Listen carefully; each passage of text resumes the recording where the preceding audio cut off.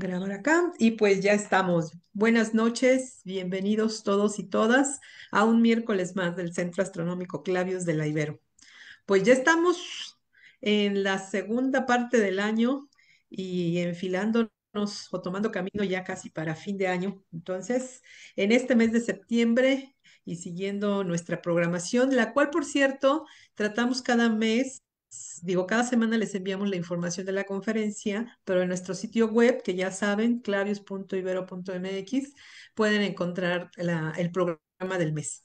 Y bueno, pues en esta segunda semana de septiembre, pues el tema es uno de esos temas que a veces decimos nos dejan más preguntas más, de las que tenemos inicialmente, pero pues eso es lo interesante de la ciencia y lo interesante de estos temas que me estoy refiriendo, por supuesto, a los agujeros negros. Y para ello tenemos hoy a un experto en agujeros negros, un compañero aquí de la universidad, investigador del Departamento de Física y Matemáticas, Miguel Ángel García Aspeitia. Miguel Ángel, bienvenido. Muchas gracias por estar hoy aquí con nosotros. Y pues todos queremos saber de hoyos negros, pero antes de darte la palabra para que inicie la presentación, pues valga la redundancia, vamos a presentarte. Gerardo, por favor, buenas noches. Muy buenas noches Lore, buenas noches Miguel y a todas y a todos quienes nos están acompañando. Estoy aquí transmitiendo desde la benemérita ciudad de Puebla, que estoy en una conferencia por acá, pero no me pierdo el Clavius, es lo bueno de la virtualidad, uno se puede conectar desde cualquier parte sin ningún problema, esperemos. Y bueno, es para mí un gran gusto, un gran placer presentarles al doctor Miguel Ángel García Speitia, porque además de que es un colega de la universidad, creo que más o menos nos integramos a la Ibero más o menos al mismo tiempo, Miguel, no me acuerdo si un poquito antes, un poquito después, pero Miguel es súper entusiasta, organiza en la Ibero un montón de actividades de divulgación y de difusión a distintos niveles. Por ejemplo, organiza los seminarios del departamento, que hacía buena falta que alguien los organizara. Pues es Miguel y bueno, y otros colegas quienes se encargan de esa tarea. Y un proyecto que a mí me fascina, no más que no puedo estar siempre, pero es un proyecto padrísimo que es la pizarra Moshinsky, que es un pizarrón tal cual de la vieja escuela con gis y toda la cosa, que sale a los jardines y en el que algunos académicos y también estudiantes, pues exponemos, me ha tocado exponer temas ahí, y la verdad es que es un proyecto padrísimo. Pero bueno, déjenme leerles rápidamente una breve semblanza del doctor Miguel Ángel García Azpeitia, quien obtuvo su licenciatura en Física y Matemáticas por el Instituto Politécnico Nacional, su maestría y doctorado en Física por el CINVESTAB y tiene estancias postdoctorales en la DCI de la Universidad de Guanajuato.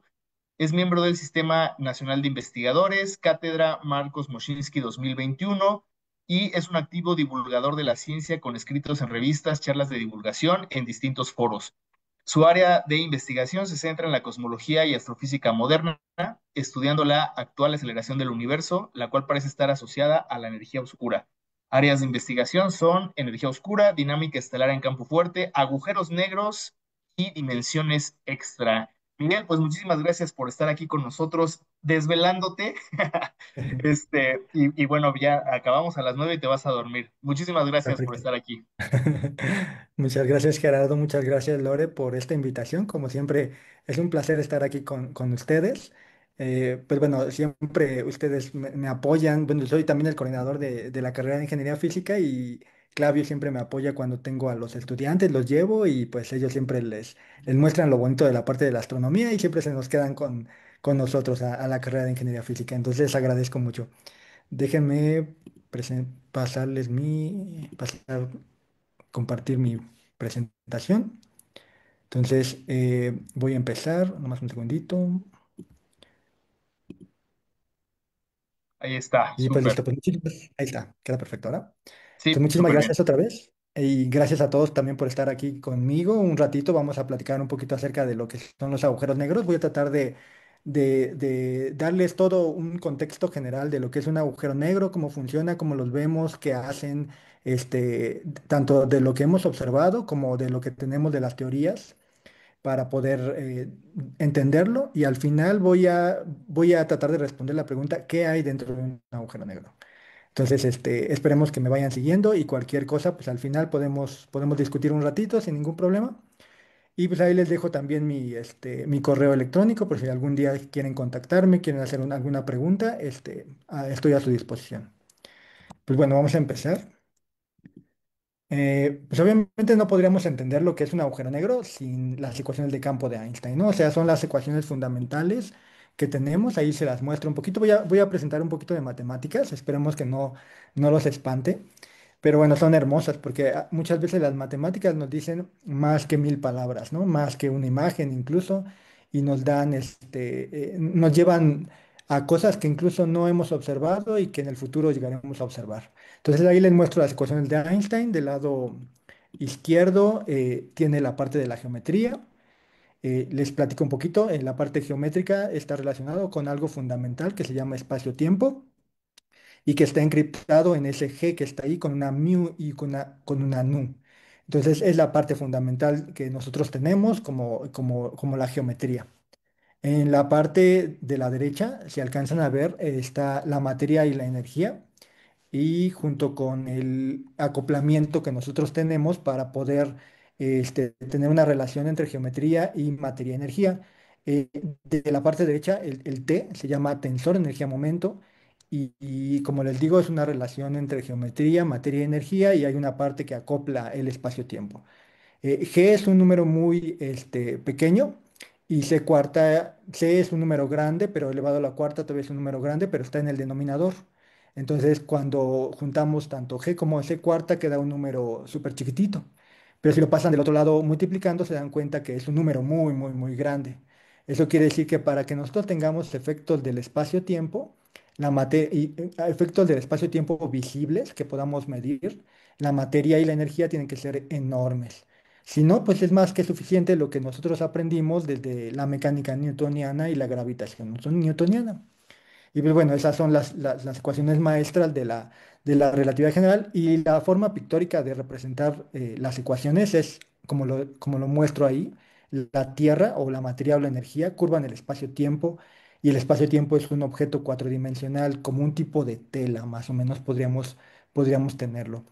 Las ecuaciones de campo fueron finalizadas por Einstein en 1915, aproximadamente en noviembre, con una competencia muy ardua junto con Hilbert. Estaban compitiendo por quién obtenía las ecuaciones finales de campo. Según la historia, Hilbert fue el primero en obtenerlas, después fue Einstein, pero obviamente se queda digamos, de que fue idea original de Einstein, porque Einstein se lo platicó a Hilbert durante una conferencia en Gotinga. Pero bueno, entonces cuando las vio Einstein, cuando llegó al resultado final, dijo, bueno, vamos a intentar resolverlas. Y no son nada fáciles. Si ustedes la pueden poner en forma de matriz, o es una matriz de 4 por 4, o sea, eso quiere decir que tiene 16 entradas, pero por la cantidad de simetrías tenemos solamente 10 términos que son útiles para poder entender lo que estamos describiendo como espacio-tiempo asociado a un tensor de energía-momento de materia y energía. Entonces, pues son bastante difíciles porque además esas ecuaciones están acopladas, tienen términos de derivadas de segundo orden, que están multiplicando con X, con Y, X con Z, X con T, entonces tienen combinaciones, entonces no es nada fácil. Einstein intentó una aproximación mediante lo que le llaman el análisis perturbativo y descubrió que esas ecuaciones son ecuaciones de onda a nivel de lineal sobre términos solamente de lambda pequeñitos. Entonces, pues bueno, era algo difícil de resolver, sin embargo, cuando las publicó, interesantemente llegó a manos de un físico alemán, era un astrónomo que se llamaba Karl Schwarzschild, y Schwarzschild, de hecho, era todo un patriota, era un cuarentón como yo. Entonces como era un patriota y era muy bueno en las matemáticas, desarrollaba, pues bueno, estaba estudiando las partes de la astronomía. En ese tiempo, pues estaba, de hecho, la Primera Guerra Mundial y como era un patriota, él dijo, pues voy a ir al frente a combatir a los rusos. Él estuvo en el frente de ese combate y él le tocaba la parte de hacer los cálculos para hacer los disparos de la artillería alemana contra los rusos. Entonces estaba, digamos, en el frente ruso-alemán de la Primera Guerra Mundial. En ese momento les llega el artículo de Einstein de las ecuaciones de campo y dice, ah, pues yo creo que puedo resolverlas. Propuso una simetría, bastantes simetrías para poder resolverlas. Una de ellas es que el objeto que está estudiando es simétricamente esférico, solamente tiene masa, es estacionario. Eso significa que cuando ustedes lo observan en un tiempo t igual a cero, es lo mismo que cuando un tiempo t igual a 10 segundos, un tiempo t igual a 1000 segundos, etcétera. Entonces, no cambia. Y digamos, eso genera muchas simetrías. Además de que el objeto, digamos, es como un punto fundamental y quiere decir que solamente quiere estudiar la parte exterior de ese objeto masivo y eso quiere decir que el tensor energía-momento es igual a cero, lo cual reduce las ecuaciones de manera extraordinaria y pues le da solución. Entonces, la solución es la parte que les muestro en la parte izquierda, es el ds al cuadrado y que tiene unos términos ahí de masa. Y esa es la ecuación de Schwarzschild. Cuando se la mandó a Einstein, Einstein quedó totalmente sorprendido y emocionado por esa ecuación. Y pues bueno, tiene muchas cosas prácticas que podemos trabajar con ella. Por ejemplo, podemos entender la deflexión de los rayos de luz producidos por un objeto masivo. Podemos entender tanto la mecánica newtoniana, podemos entender por qué los planetas se mueven en órbitas elípticas o parabólicas o circulares, o etcétera. Y entonces, o sea, tiene muchas cosas interesantes, pero además tiene una parte que si alcanzan a observar, ese elemento de línea, esa métrica empieza a tender a infinito cuando R tiende a cero y también cuando R tiende a 2 GM. Entonces, esos dos puntos se conocen como singularidades, ahí está, singularidades no removibles y removibles. Eso, pues bueno, se puede hacer bajo un análisis más formal. Y la singularidad no removible es aquella que no cambia si nosotros cambiamos el sistema de coordenadas, sigue existiendo, es como una entidad fundamental y la otra se llama removible. La otra, al llamarse removible es porque si nosotros cambiamos el sistema de coordenadas, esa ya no es una singularidad fundamental, sino que es como un tipo de censura dentro de la estructura misma del espacio-tiempo. Entonces nosotros tenemos, o el objeto masivo, así como para resumir, tenemos el objeto masivo y ese objeto masivo curva el espacio-tiempo y alrededor hay bueno, al final de la curvatura misma del espacio-tiempo se vuelve infinita en un punto en R igual a cero y en R igual a 2 GM tienes como un tipo de anillo, anillo en 2 dimensiones o una pelotita en 3 dimensiones más el tiempo y ese lugar se llama horizonte de eventos. Si nosotros traspasamos ese horizonte de eventos, cualquier objeto que traspase ese horizonte de eventos tiende hacia la singularidad fundamental. La singularidad fundamental es un punto así tal cual matemático, en el cual el radio es igual a cero, la energía es infinita, el tiempo se congela completamente. Y entonces eso es algo bastante extraño. E incluso las ecuaciones de campo de Einstein dejan de funcionar en ese punto. Entonces es algo que para Einstein le parecía totalmente absurdo y además el radio de Schwarzschild es un radio extremadamente pequeño comparado, por ejemplo, con el tamaño de una estrella. Si nosotros tenemos una estrella como nuestro Sol, que me parece que son cientos de miles de kilómetros de radio, nuestro Sol, para que nuestro Sol se convierta en ese objeto que les platico que tiene un horizonte de eventos, tiene que tener alrededor de 3 kilómetros. Entonces, en ese tiempo no se conocía ningún proceso que hiciera que el Sol tendiera a colapsarse en algo tan pequeño. Entonces, pues para Einstein le parecía absurdo, pero bueno, era una cosa que es bastante interesante y que se podía seguir estudiando. Además, había una característica interesante sobre ese objeto, ¿no? Si nosotros queremos ir más, entenderlo un poquito más, nosotros podemos hacer algo que se llaman diagramas de inserción, que es lo que les muestro en la parte izquierda.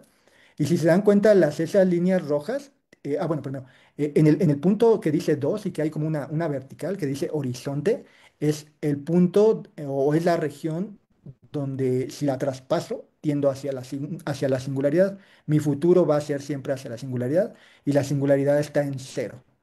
Entonces, lo que observo de esas figuras es que conforme vaya acercándome al objeto que le voy a llamar agujero negro, nunca voy a tocar el horizonte. Entonces nunca voy a lograr traspasar hacia la singularidad según las ecuaciones de Schwarzschild. Eso quiere decir que un observador externo siempre va a ver que alguien que está cayendo nunca toca el horizonte de eventos del agujero negro hasta el infinito.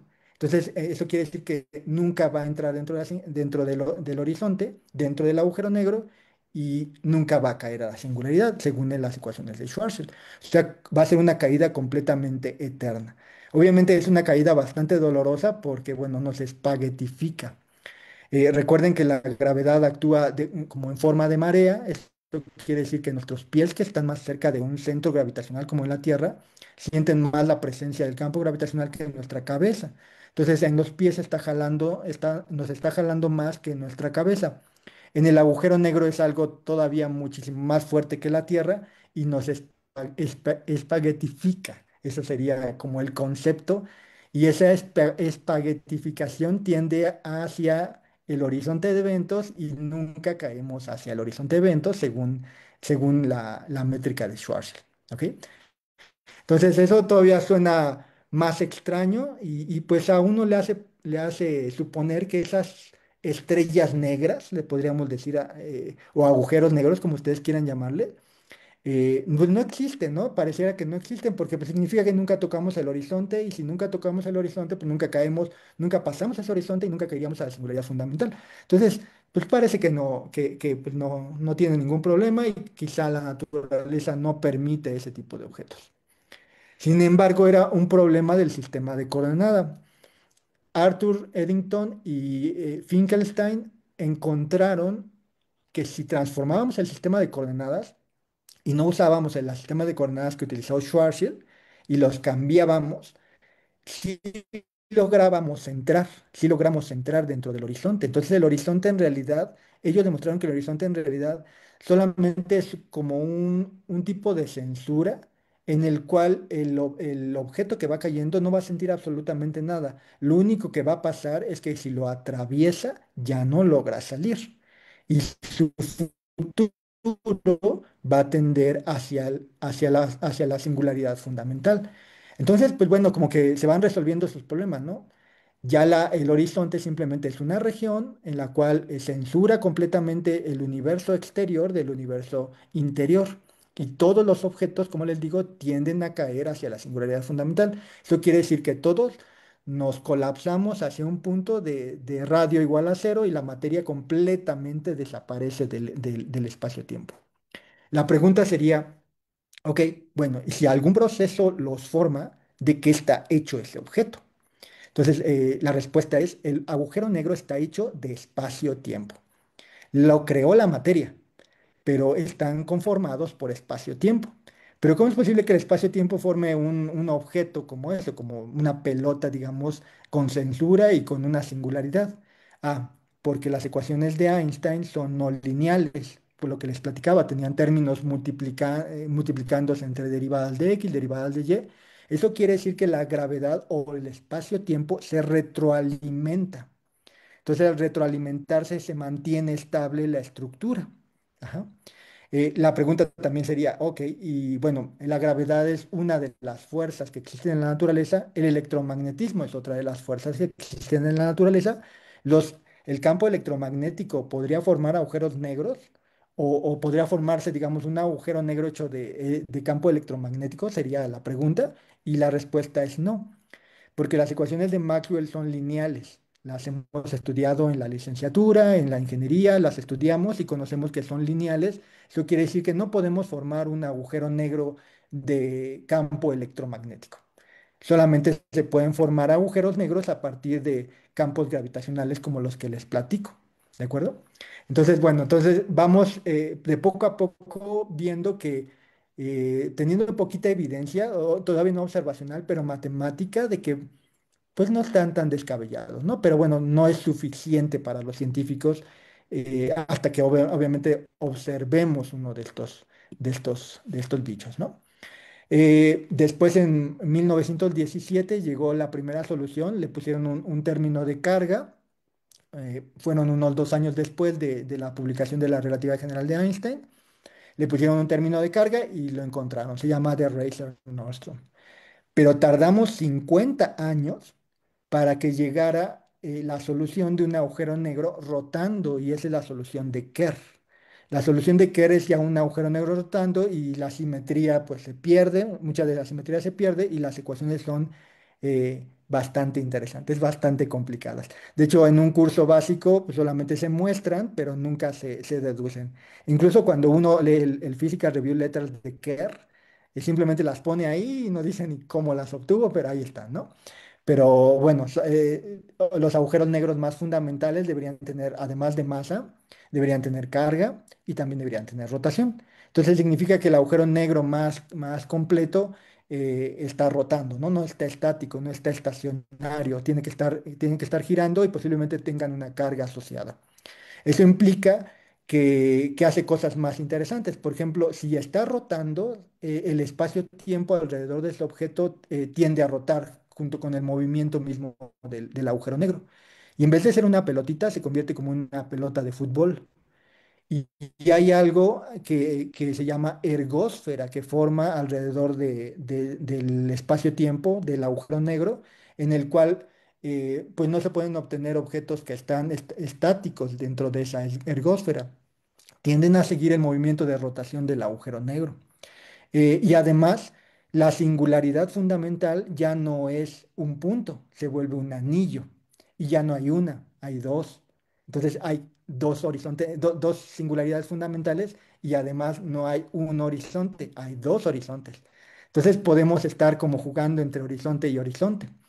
En la parte de abajo les muestro una figura que se hizo por computadora, en el cual ustedes no observan la parte oscura, no es el agujero negro, es la sombra del agujero negro. ¿Ok? Y si alcanzan a ver, se ve un disco. Ese disco lo le llaman disco de acreción.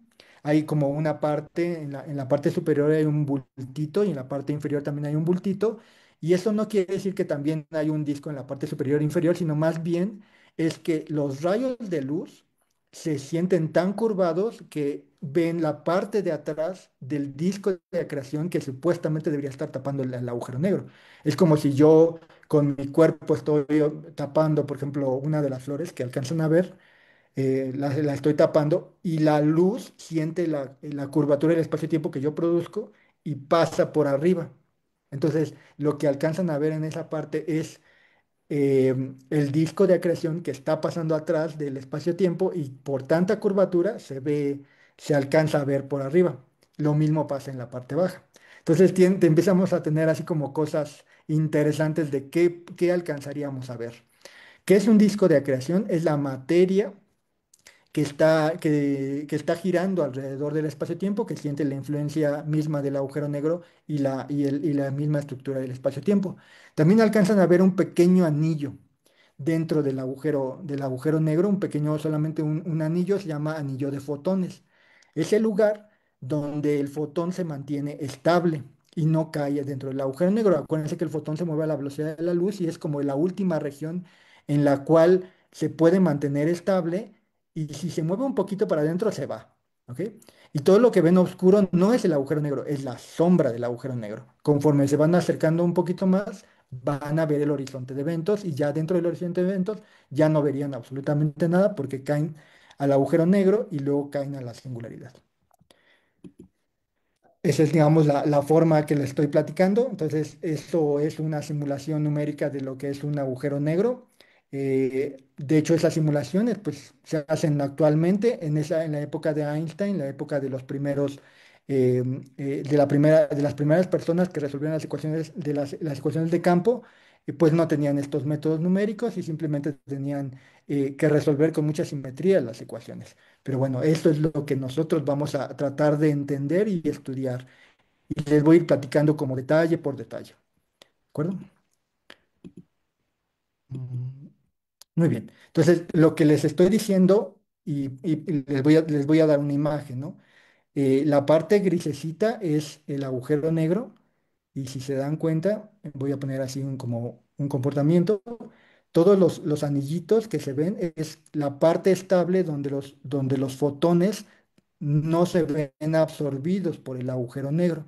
Eso quiere decir que el agujero negro es un objeto más pequeño de lo que es el horizonte, ese horizonte negro que se llama sombra del agujero negro, y el disco de acreción es toda esa cosa como naranja, ¿ok?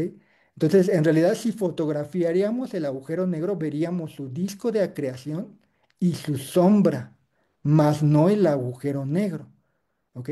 Porque el agujero negro está más adentro de lo que está la sombra. Eso quiere decir que cualquier objeto que se mueva alrededor del agujero negro, pues bueno, va a tener una órbita, mientras obviamente tenga una velocidad suficientemente alta para que no sea absorbido por el agujero negro, y los fotones se pueden acercar muchísimo más, pero llega una órbita, digamos, máxima en la cual pueden estar dando vueltas. Si siguen bajando, se van, ¿de acuerdo? Ahora, también, los agujeros negros no son aspiradoras.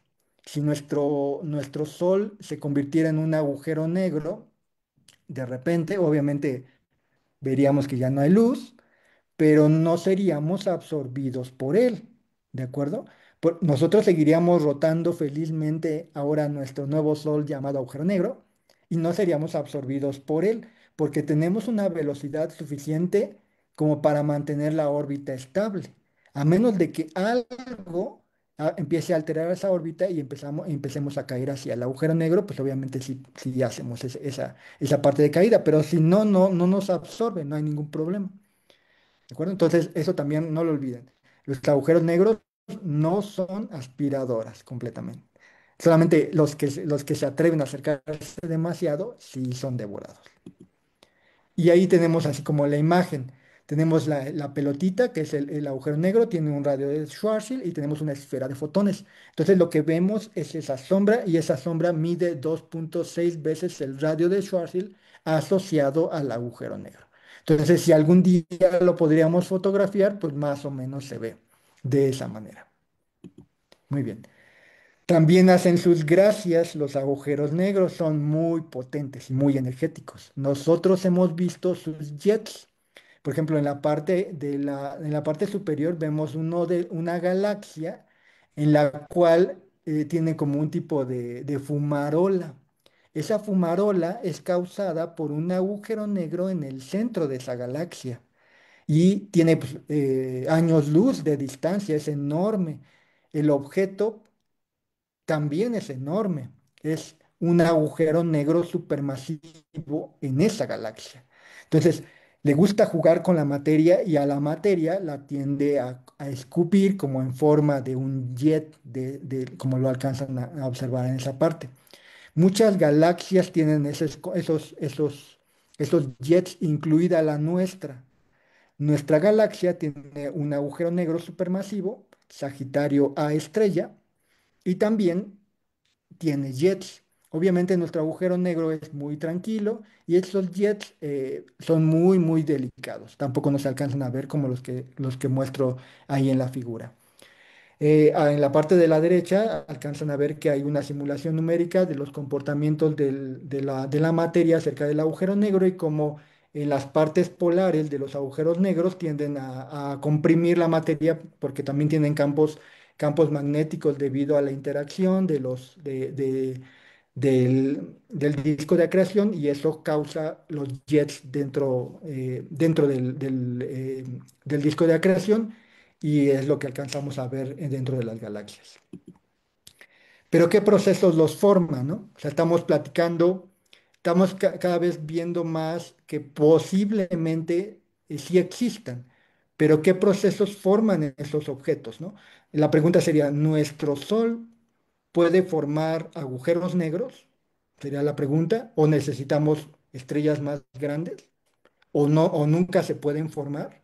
Pues bueno, esa respuesta pues, fue a lo largo de los años. Uno de los primeros que respondió esas preguntas fue Chandrasekhar, y junto con con otros investigadores estuvieron trabajando en el colapso estelar. Entonces, en el colapso estelar es que tenemos una masa, digamos, una masa de la estrella límite. Nosotros, hay, en las estrellas es un comportamiento en el cual en el interior hay efectos nucleares y en el exterior la gravedad lo tiende a comprimir. Entonces hay un juego o un equilibrio entre los efectos nucleares y las interacciones gravitacionales que hacen que la estrella se mantenga estable. ¿De acuerdo? Pero si los efectos nucleares disminuyen con el tiempo porque se van consumiendo los elementos que producen esos efectos nucleares, la gravedad va ganando de poco a poco. Entonces, la pregunta era si en algún momento ese combustible de las estrellas termina, la gravedad llegaría a comprimir la estrella lo suficiente como para formar un agujero negro, sería la pregunta. Y pues bueno, la respuesta es de que, pues por ejemplo, estrellas como nuestro Sol, sí colapsan. Después de cierto tiempo, cuando los combustibles nucleares se acaban, nuestro Sol colapsa y colapsa a algo que se llama enana blanca. Eso fue un resultado de Chandrasekhar y se sabe que hay una masa límite. Si esa masa límite es superada, debería existir otro objeto más grande.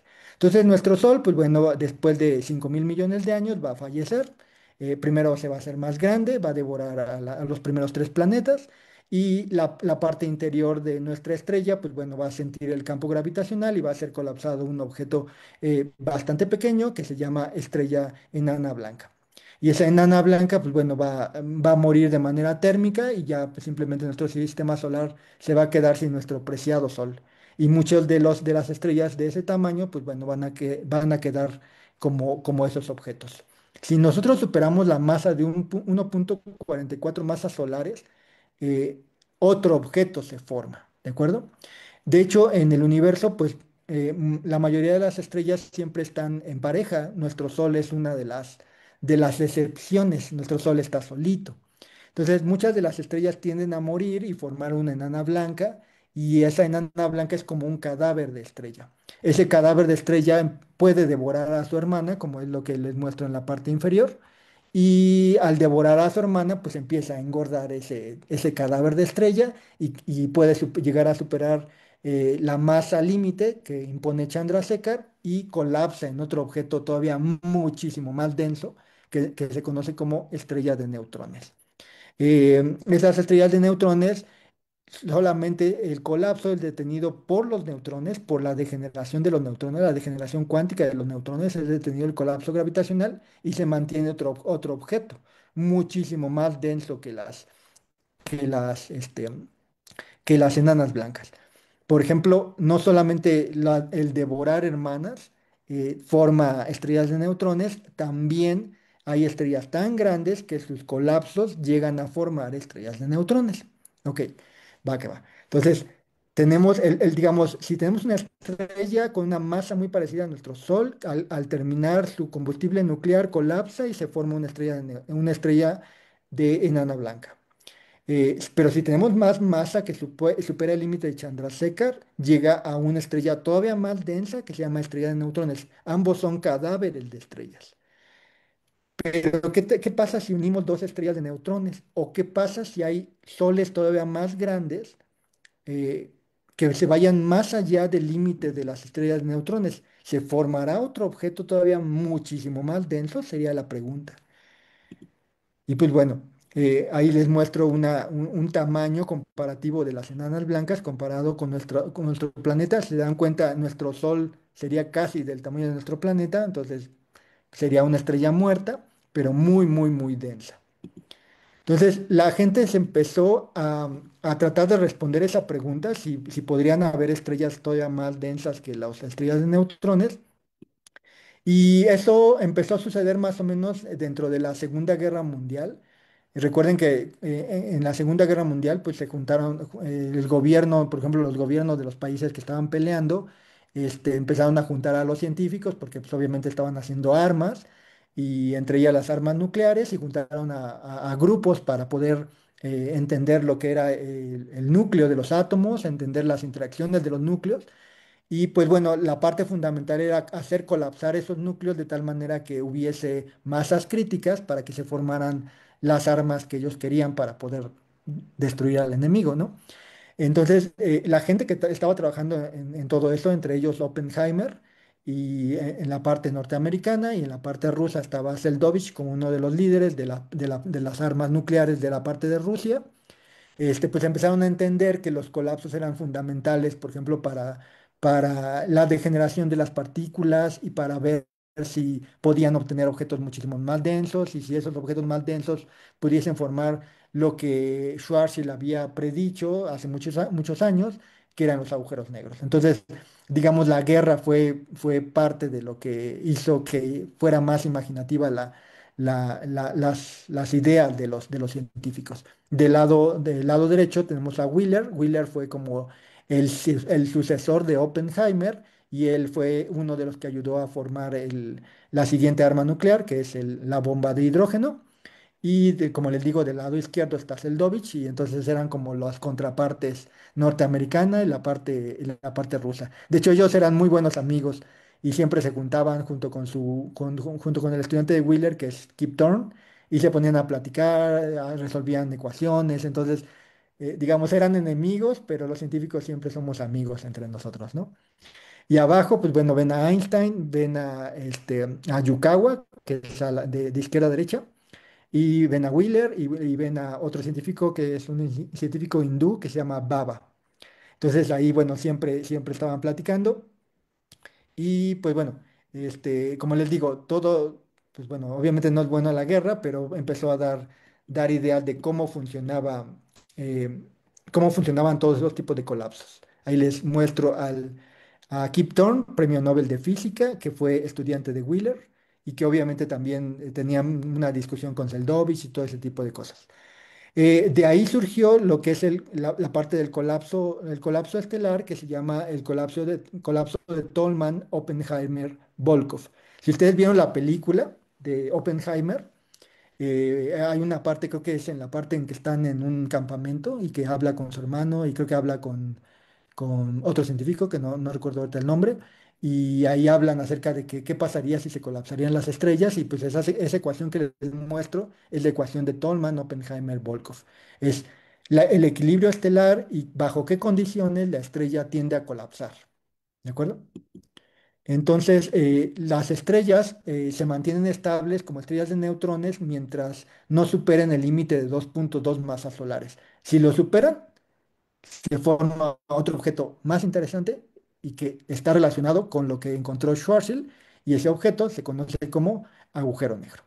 ¿De acuerdo? Entonces tenemos que juntar más de 2,2 veces masas solares en un pequeño radio de tal manera que se forme ese objeto y que ese objeto no permita que la luz salga dentro de él, ¿de acuerdo? O sea, hay un tipo como de aislamiento cósmico, ¿no? O sea, todo lo que entra, pues ya no sale y no se comunica con el exterior. Pero todavía suena descabellado, ¿no? ¿Cómo es posible que pueda existir esas cosas tan raras? Sería la pregunta, ¿no? Y bueno, Oppenheimer continuó, dijo, bueno, vamos a ver, ¿qué tal si hago una serie de consideraciones en las ecuaciones de Einstein, en unas ecuaciones, una cantidad de simetrías, puedo hacer que el colapso se vaya así hasta el punto de radio igual a cero, que es lo que está diciendo Schwarzschild? Y la respuesta es sí. ¿Cuánto tarda el colapso? ¿Tarda una infinidad de tiempo o tiene un tiempo finito para el colapso? El tiempo es finito. Dice, oh, perfecto. Entonces suena todo bastante interesante, ¿no? Eso quiere decir que las ecuaciones de Einstein permiten que se formen esos objetos, pero obviamente también Snyder y Oppenheimer están generando una cantidad de simetrías que hacía que los científicos todavía dijeran, ok, pues está interesante, pero creo que estás eh, pidiendo demasiadas simetrías y no creo que las estrellas se comporten de esa manera. Pero sin embargo fue como la primera prueba de que el colapso de una estrella podía llegar a un punto singular fundamental, podía formarse el horizonte de eventos, el radio de Schwarzschild, que separaba entre el universo que nosotros estamos afuera y el universo dentro de ese objeto, y que además el tiempo era finito, ¿no? O sea, no se tardaba una infinidad de tiempo en caer hacia esa singularidad. Ok, entonces, perfecto, eso suena excelente, pero todavía como científico, como siempre, los científicos tendemos a decir, bueno, tranquilos, está muy padre, pero parece que hay demasiadas simetrías. No creo que la naturaleza permita ese tipo de objetos, ¿no? Porque tus consideraciones son muy, muy triviales, ¿no? La naturaleza, las estrellas son más complejas de lo que tú estás asumiendo. Pero, perdón.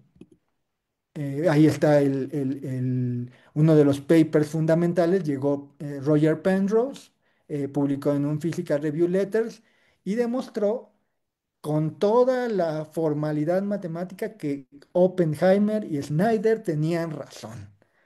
Cualquier objeto con una masa suficientemente grande que colapse puede formar ese objeto que se llama agujero negro y que tiende hacia una singularidad fundamental y queda una censura cósmica alrededor de lo que llamamos el radio de Schwarzschild. Por ejemplo, si nosotros estamos trabajando con un objeto simétricamente esférico, el cual no rota, por ejemplo. Entonces, fue Penrose el que, ahí les muestro, fue Roger Penrose el que totalmente dijo que sí se puede formar esos objetos con las condiciones necesarias.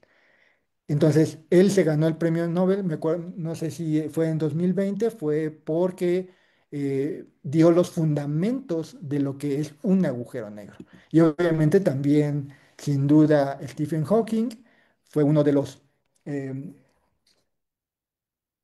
si alcanzan a ver mi pantalla, Está oscura en este momento. déjame ver. Mm, Va de nuevo. ¿Era un video? ¿Es un video? Creo que sí. Vamos Ah, ok. bien. A lo mejor por eso se trabó. Yo creo que sí. Va de nuevo. ¿Sí lo ven? Vemos la pantalla. ¿Todo bien? ¿Todo bien? Sí, sí. ¿Tú lo ves? Penrose y luego Hawking. Yo sí lo veo. Ahí está. Sí. Sí, me avisan si hay algo que falla. Claro. Entonces, sí, les seguía platicando. Bueno, entonces, sin duda, ellos dos fueron los iniciadores de que sí existen. Ahora hay que buscarlos en el universo. Entonces, primero, pues ya hay como evidencias, ¿no? Es lo que les platico. Esas fumarolitas que se alcanzan a ver de parte de algunas de las galaxias. Pues lo único que puede causar ese tipo de fumarolas tan grandes tiene que ser un objeto muy denso y muy energético que parece ser, que puede ser un agujero negro. Entonces ya hay como una serie de evidencias. Pero no solamente esto, también dentro de las ondas gravitacionales podemos detectarlos de manera indirecta. En la parte de la izquierda les muestro las ecuaciones de campo de Einstein en una estructura distinta. Si se dan cuenta, esas ecuaciones son unas ecuaciones de onda, pero terriblemente complicadas, ¿no? Esto es lo que les digo, están acopladas, eso significa que la gravedad autointeractúa y al autointeractuar permite que se formen esas estructuras que llamamos agujeros negros. Las ondas gravitacionales son resultado de las ecuaciones de campo de Einstein y podemos tener objetos, por ejemplo, como los agujeros negros, que deberían emitir ondas gravitacionales bajo ciertas formaciones especiales. Por ejemplo, si tenemos dos agujeros negros bailando, esa configuración emitiría ondas gravitacionales. Si nosotros podríamos detectar esas ondas gravitacionales, tendríamos una evidencia indirecta de agujeros negros. Además de que tendríamos una evidencia indirecta de los horizontes de eventos, porque las ondas gravitacionales se acercan a los horizontes de eventos, parte es tragada y parte es emitida hacia el universo. Entonces tendríamos una evidencia de lo que está sucediendo. Pero sería algo también descabellado esperar que el universo permita que agujeros negros bailen, ¿no? Y de hecho sí lo hace. Nuestro universo es tan maravilloso que hay cosas tan extrañas como esas. Y en el 2015, por primera vez detectamos ondas gravitacionales provenientes de binarias de agujeros negros. Y actualmente, pues bueno, actualmente tenemos muchísimas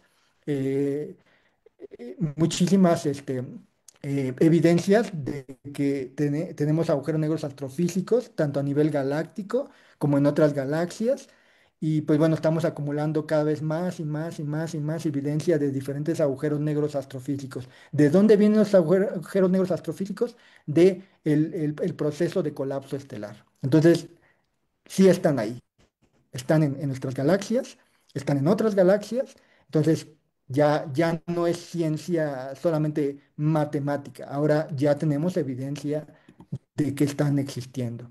De hecho, como les platicaba, en el centro de la galaxia, si alcanzan a ver el video, tengo un tachecito. Ese tachecito es una región en el centro de nuestra galaxia que no se alcanza a observar nada, pero si se dan cuenta, las estrellas orbitan alrededor de ese tachecito. Significa que para que esa estrella tenga una órbita alrededor de ese tachecito tiene que ser del orden de 10 a la 6 masas solares, o sea, de millones de masas solares. Y además no se ve y además debe estar extremadamente pequeño. Entonces, Andrea Ghez y el señor, que no me acuerdo cómo se llama, ganaron un premio Nobel junto con Roger Penrose por el descubrimiento de agujeros negros, tanto astrofísicos como agujeros negros en centros de la galaxia supermasivos. ¿De acuerdo? Entonces, bueno, fue la primera evidencia de que sí teníamos, de que teníamos agujeros negros y se podían formar dentro de nuestras galaxias y de otras galaxias. ¿De acuerdo? Obviamente la observación pues no es nada fácil, se utilizaron una serie de telescopios, principalmente telescopios en Hawái, y bueno, ya saben que en el centro de nuestra galaxia existe un agujero negro supermasivo que se llama Sagitario A estrella, que tiene millones de masas solares colapsadas dentro de un radio muy pequeño que se llama radio de Schwarzschild, como les platico, y ese radio de Schwarzschild es más o menos del tamaño de la órbita de Mercurio. Entonces hay millones de masas solares dentro de una órbita del tamaño de Mercurio. Como les digo, por ejemplo, esa galaxia M87 que echa esa fumarolita también tiene otro agujero negro supermasivo. ¿Y podemos fotografiarlo? Sería la pregunta. Y de hecho, sí. Eso está, también se hizo un esfuerzo en el cual se fotografió el agujero negro en M87, se fotografió también el agujero negro en el centro de la galaxia, se utilizaron petabytes de datos, muchísimos radiotelescopios, y se obtuvo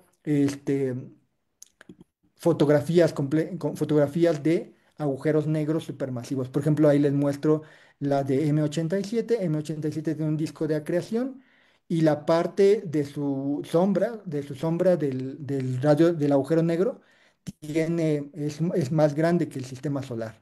Entonces, el agujero negro supermasivo que está ahí adentro es enorme, gigantesco. Y no solamente tenemos eso, tenemos las comparaciones con los datos teóricos, las observaciones con teorías y corresponden exactamente a lo que predice las ecuaciones de campo de Einstein. ¿De acuerdo? Em, no solamente nos quedamos en esa parte, también Sagitario A, como les digo, tiene nuestro agujero negro de nuestra galaxia, también se fotografió, ahí les muestro el agujero negro de nuestra galaxia. El radio de Schwarzschild es un poquito más pequeño, el de la órbita más o menos de Mercurio, porque más bien la sombra del agujero negro es más pequeña del tamaño de la órbita de Mercurio y adentro debería estar el agujero negro con su radio de Schwarzschild, pero es supermasivo. Entonces tenemos a M87 y Sagitario A. Tenemos muchas evidencias de que sí están ahí, tenemos fotografías directas, que es las que les muestro, tenemos detección de ondas gravitacionales, que son detecciones indirectas del baile de agujeros negros astrofísicos, tenemos también detecciones indirectas por ejemplo, estrellas de neutrones que van interactuando, van haciendo un baile una a la otra, emitiendo ondas gravitacionales y que al final colapsan y forman agujeros negros.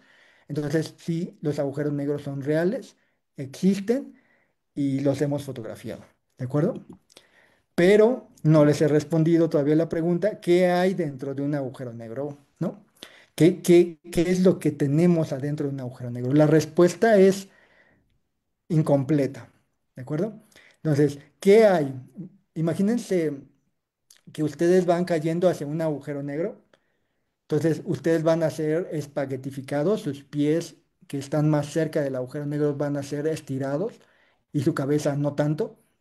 Entonces ustedes van a caer, sienten la parte, bueno, se acercan a lo que le llaman el horizonte, al horizonte, y si ustedes observan hacia el exterior, lo que van a ver es como, por ejemplo, si ven hacia el exterior, ven estrellas, pero conforme caen, esas estrellas se van cerrando, cerrando, cerrando, cerrando, cerrando, hasta que cuando tocan el horizonte de eventos, ya se cierra completamente.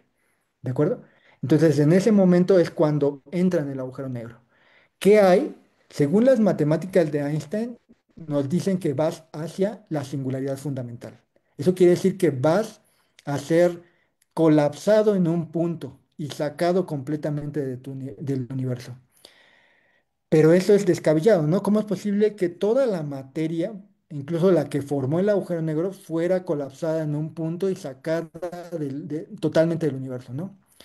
La gente ha intentado entender ese punto fundamental. Las ecuaciones de Einstein no funcionan en ese punto fundamental y necesitamos una teoría más avanzada. Desarrollando algunos cálculos, hemos observado, por ejemplo, que la singularidad, cerca de la singularidad, el espacio-tiempo se vuelve caótico, como lo que les muestro en la parte izquierda. Se llama singularidad de Belinsky, Kalatnikov y Lifshitz. Entonces significa que el espacio-tiempo no es algo suave que cae hacia el punto, sino más bien conforme vayas cayendo hacia la singularidad, empieza el sistema a ser caótico, caótico, empieza a oscilar hacia todas partes antes de ser comprimido hacia una singularidad. Significa que conforme tú vas cayendo, obviamente, si sobrevives a todos esos procesos, eres pues despedazado, ¿no? No solamente eres espaguetificado, sino que eres despedazado en diferentes distancias, en diferentes movimientos hasta que caes a la singularidad. Hay muchas críticas todavía acerca de ese comportamiento caótico hacia la caída a la singularidad y todavía no resolvemos el punto fundamental. Simplemente estoy diciendo que conforme estemos cayendo, tenemos ese comportamiento de espacio-tiempo caótico. Pero hay muchas críticas, como les digo, todavía no saben si en verdad el espacio-tiempo se comporta de esa manera ya dentro del agujero negro. Hay ideas que dicen que, de hecho, la materia no queda en un punto, sino queda en una región, en una pequeña estrellita que se llama estrella planquiana. Y es el tamaño más pequeño y denso que se puede formar en el universo. Tampoco no sabemos si existen, pero la gente dice, pues es descabellado pensar que todo vaya a ser un punto. Más bien debería quedar como en una región mínima, de tamaño de un radio mínimo y de una densidad máxima que permita a la naturaleza mantener ese objeto estable. ¿De acuerdo? Pero la pregunta sigue siendo, ¿y cómo puedo sacar información dentro de un agujero negro? Sería la pregunta, ¿no? ¿Por qué? Porque si yo mando un experimentador dentro del agujero negro, ¿cómo me comunico hacia el exterior? Porque ese objeto, el señor que está intentando mandar información hacia el exterior del agujero negro, pues por ejemplo manda información mediante, no sé, un rayo de luz, pero acuérdense que ese rayo de luz pues nunca logra salir del horizonte de eventos y cae hacia la singularidad. Entonces, ¿cómo podemos saber qué hay dentro si hay una censura cósmica? Sería la pregunta, ¿no? Eh, ¿Podría haber una teoría más fundamental que la gravedad?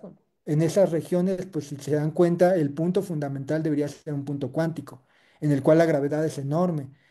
Entonces, deberían ser compatibles la mecánica cuántica y la gravedad de tal manera que podamos describir ese mundo fundamental. ¿Habrá una teoría fundamental que nos permita penetrar el agujero negro? Sería la pregunta, una de las preguntas básicas. Tendrá razón Belinsky y sus colegas que cuando nosotros caemos empieza el espacio-tiempo a ser caótico. Si es caótico, podemos hacer predicciones dentro del agujero negro antes de caer a la singularidad. Hay otras cosas, y como les digo, están desconectadas. Entonces, si están desconectadas, cómo podemos ver una singularidad si están desconectadas del universo? ¿Cómo podemos hacer una medición? Sería la pregunta, ¿no? También hay gente que dice que hay objetos eh, que pueden mantener a las singularidades desnudas. Eso quiere decir que el horizonte, su horizonte que protege a la singularidad fundamental, desaparece y la deja solita ahí, desnuda a la singularidad y que nosotros podemos observarla, porque ya no hay nadie que proteja la singularidad y podemos hacer mediciones y conocerla. Pero también es un enigma. Nunca hemos visto un agujero negro sin su horizonte. ¿Ok? Y hay teorías que dicen que es imposible, que siempre que se forme una singularidad fundamental, está cubierta por una censura cósmica que es el horizonte de eventos. Entonces, eso es más o menos la idea de cómo podemos intentar entender. Eh, Aún más, si el universo fuera de 5 dimensiones, ¿podríamos ver dentro del agujero negro? La respuesta es sí. Es, por ejemplo, si ustedes están dentro de un cuarto, como en el que yo estoy, y el cuarto es tridimensional, si hubiese un objeto de mayor dimensión, me alcanzaría a ver dentro del cuarto, pese a que está cerrado. ¿Por qué? Porque está en mayores dimensiones. Y traten de imaginarlo como algo plano. Por ejemplo, dibujen un plano, pongan un plano, una hoja de papel, dibujen un cuadrado dentro de la hoja de papel y metan adentro, por ejemplo, un círculo. Entonces, el círculo, pues está protegido por las paredes dos dimensionales que forman el cuadro, ¿de acuerdo? Y entonces cualquier objeto de 2 dimensiones no ve al círculo que está dentro del cuadro que dibujaron, porque pues obviamente no tiene la dimensión extra para ver desde arriba. Pero nosotros sí lo vemos porque nosotros somos tridimensionales y vemos desde arriba que hay un círculo encerrado en un cuadro. Entonces es el mismo concepto. Si hay más dimensiones, podemos ver dentro del horizonte y podríamos ver la singularidad. Pero eso también se necesita que haya más dimensiones dentro de nuestro universo. También es una pregunta. De hecho, eso fue si se acuerdan de la película de Interestelar, eso fue la solución que hizo Kip Thorne para que el héroe no muriera dentro de la singularidad, sino que lo que pasó es que cayó en un universo en más dimensiones y entonces él puede ver toda la estructura sin necesidad de caer a la singularidad. Eso es el final de la película de Interestelar. Aún más, ya para terminar, y no seguirlos aburriendo, em, también los agujeros negros mueren, no son eternos. Hawking nos enseñó que hay una radiación de Hawking que le llaman, y que los agujeros negros tienden a perder su masa conforme va evolucionando el tiempo en el universo. Entonces se van haciendo cada vez más y más y más pequeños hasta desaparecer, ¿de acuerdo? Pero en el centro está la singularidad y la singularidad es como si rompieras el espacio-tiempo, como si lo estiraras muchísimo y lo quebraras. Eso es lo que le llamamos la singularidad. Y es un punto fundamental, ¿no? Y está roto el espacio-tiempo. Entonces, conforme el agujero negro se va siendo más pequeño por radiación de Hawking, llega un momento en el que desaparece. Eso quiere decir que la singularidad desaparece con el agujero negro. Eso quiere decir que algo, un proceso que desconocemos, repara el espacio-tiempo para que vuelva a su estructura original. ¿Qué es el proceso que hace que repare el espacio-tiempo? No lo sabemos. Entonces si se dan cuenta, hay muchas cosas que todavía desconocemos y que estamos esperando el próximo genio para que nos dé la respuesta de qué es una singularidad. Parece filosofía y queda como algo filosófico, es si ustedes no pueden medir algo dentro de un agujero negro, ¿cómo saben o cómo pueden saber que algo es real? ¿Ok? Entonces, se los dejo para que lo piensen y que se tomen un cafecito con un pan y que en algún momento lleguen a resolver esas enigmas que les estuve platicando. Pues muchísimas gracias.